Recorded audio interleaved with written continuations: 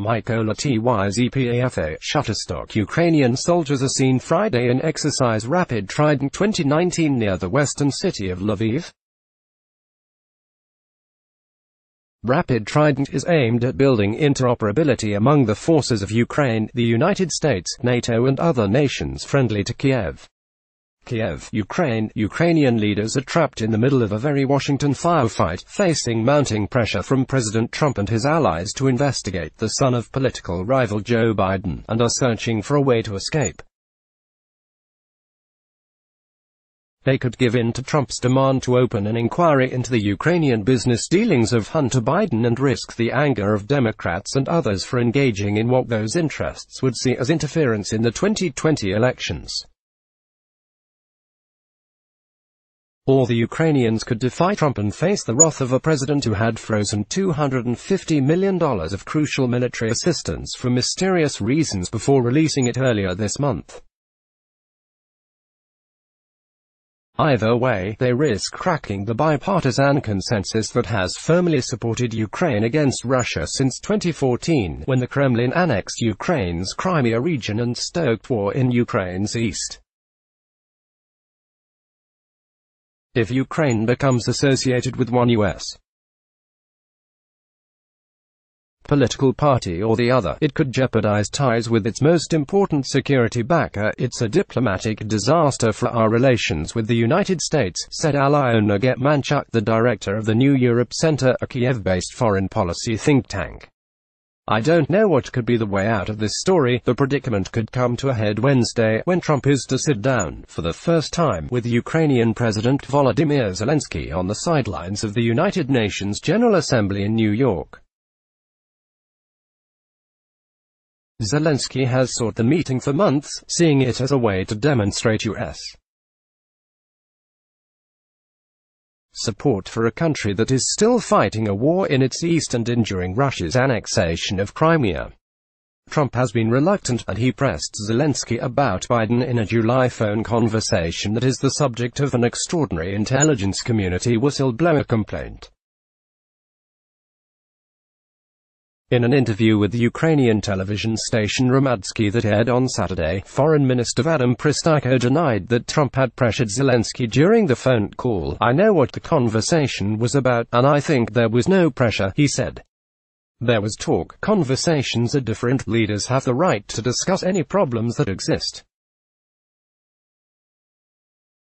This conversation was long, friendly, and it touched on a lot of questions, including those requiring serious answers. Diplomats, politicians and analysts inside and outside Ukraine said Saturday that Ukraine was in a precarious position. Really, it couldn't get worse for Kiev, said a senior European diplomat, speaking on the condition of anonymity to avoid aggravating the situation. I'm afraid to do even more harm to Ukraine, said a normally gregarious former policymaker, turning down a request for comment. Craig Rutlap. Ukrainian President Volodymyr Zelensky plans to meet with President Trump this week during the United Nations General Assembly in New York City. Bots for The Washington Post. President Trump has accused rival Joe Biden of shielding his son from an investigation in Ukraine when the elder Biden was U.S. the Vice President. Zelensky, who until recently was a comedian with no political experience, will have to tread carefully. A step could further inflame the situation in Washington, costing Ukraine its ties either to Republican or Democratic lawmakers, since Trump has embraced Russian President Vladimir Putin and questioned both NATO and the reasons to support Ukraine. The bipartisan backing for the country in Congress has come to represent the main U.S. security guarantee for Kiev. If that were eroded, Ukraine could be in an especially dangerous position. Our vital interest is to ensure and to protect and to strengthen the bipartisan support for Ukraine, said Danilo Lubkisky, a former Ukrainian deputy foreign minister. This is not all about Ukraine.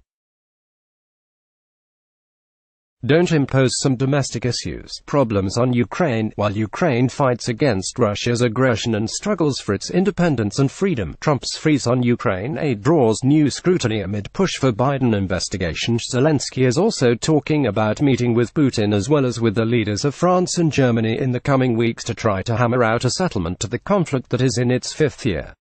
That makes the uproar in Washington especially unsettling, because it weakens Ukraine's negotiating position. Zelensky has been more open to Russia than his predecessor, negotiating a major prisoner swap with the Kremlin in addition to suggesting discussions with Putin. The ultimate beneficiary of all this story is Russia, said Daria Kaliniak, the executive director of the Anti-Corruption Action Center, a clean governance organization in Kiev. Already, some Ukrainians worry that Zelensky may have offered too much to Trump's team. Just stay away from it. It is not our story. There is nothing to gain, there is lots to lose, said Victoria Voitsidska, a former Ukrainian lawmaker who was swept into office in 2014 in a wave of Western-oriented activists who entered politics after the political upheavals that year. Using an investigation as a tool to say we're reopening this to provide a benefit leverage to a particular candidate would be a mistake, she said. Ukrainian policymakers and analysts worry that their leader is walking into an ambush by meeting Trump on Wednesday. They fear it could set back efforts to improve the rule of law made since the 2014 revolution, which overthrew a deeply corrupt leader. One irony is that U.S. resources have been poured into Ukraine since its 1991 independence from the Soviet Union to try to foster an independent judiciary, one that could stand up to political pressure, the exact sort of pressure Trump is now applying, Getmanchuk said. Capitulating would be a disrespect to all the Americans who gave funds and investment from U.S. taxpayers for 28 years for reforms, she said. Korbus via Getty images a pro-Russian rally in front of the Crimean Parliament building in Simferopol, Crimea, in March 2014, ahead of a referendum that endorsed Crimean secession from Ukraine and union with Russia. Days after the July phone conversation between Trump and Zelensky, Trump's personal lawyer Rudolph W. Giuliani followed up with an in-person meeting with Andriy Yermak, a top Zelensky aide, in Madrid, Giuliani said. Giuliani said that he met with Yermak to suggest two matters for investigation and that Yermak indicated the Ukrainians were open to pursuing the investigations. Yermak did not respond to a request for comment. Trump and Giuliani pressured Ukraine to investigate the president's rivals. The first matter concerned allegations that Ukraine's government colluded with Democrats in 2016 to try to derail Trump's presidential bid. During the 2016 presidential campaign, the release of a ledger documenting millions of dollars of off-books payments from the former Ukrainian government to Paul Manafort helped lead to Manafort's ouster as Trump's campaign chairman. Manafort had been a consultant to Ukrainian President Viktor Yanukovych, the Russia-friendly leader who was forced to resign in 2014. Giuliani said that the release of that information was part of a coordinated campaign by the Ukrainian government to help Democrats. He offered no evidence. Serhiy Leshchenko, the Ukrainian lawmaker who revealed the ledger, says he released the information to try to fight corruption in Ukraine, not intervene in U.S. The second matter raised by Giuliani involved a probe of the Ukrainian gas tycoon who put Hunter Biden on the board of his company Burisma. Sergei Chuzovkov at Viktor Shokin in 2016. Then Vice President Biden demanded the ouster of Ukraine's top law enforcement official, Prosecutor General Viktor Shokin. Trump and Giuliani have accused the elder Biden of pushing for Shokin's dismissal to protect Hunter Biden from an investigation into Burisma. But it is unclear how seriously Shokin was pursuing Burisma at the time he was forced out.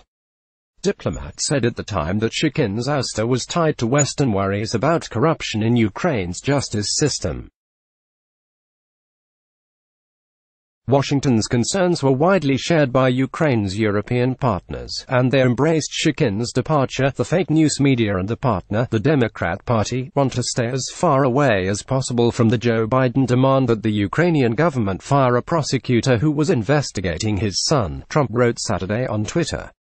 Biden said Saturday that he had never spoken with his son about his business in Ukraine and accused Trump of doing this because he knows I will beat him like a drum.